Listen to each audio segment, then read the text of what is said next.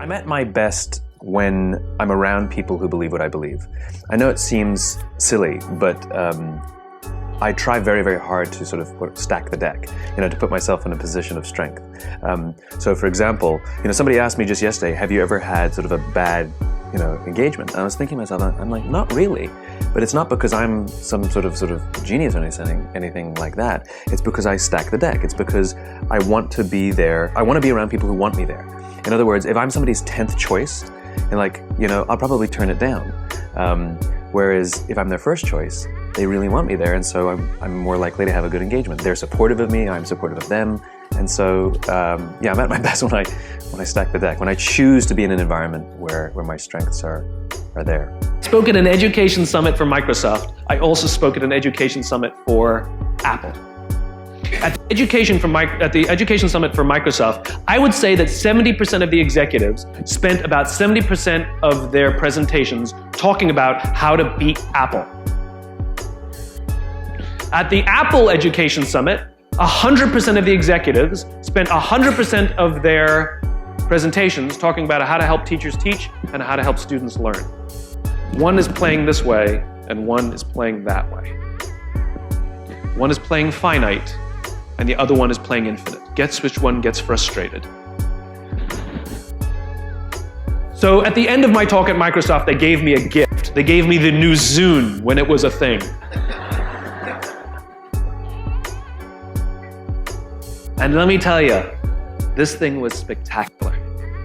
It was the most elegant piece of technology I'd ever used. The user interface was incredible. The design was spectacular. I absolutely loved it.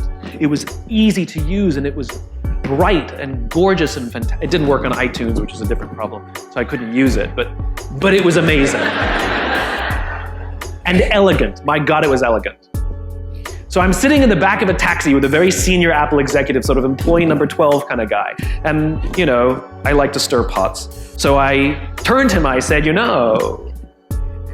Microsoft gave me their new Zune, and it is so much better than your iPod Touch. And he turned to me and he said, I have no doubt. Conversation over.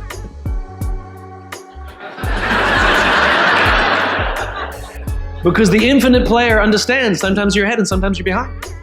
Sometimes your product is better and sometimes it's worse. The goal isn't to be the best every day. The goal isn't to outdo your competition every day. That's a finite construction.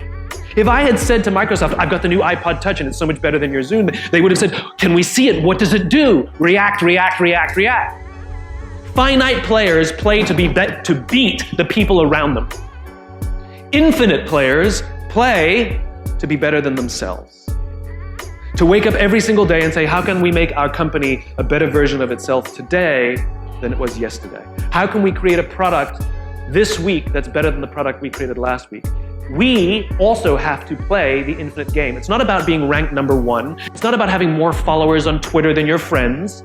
It's not about outdoing anyone. It's about how to outdo yourself.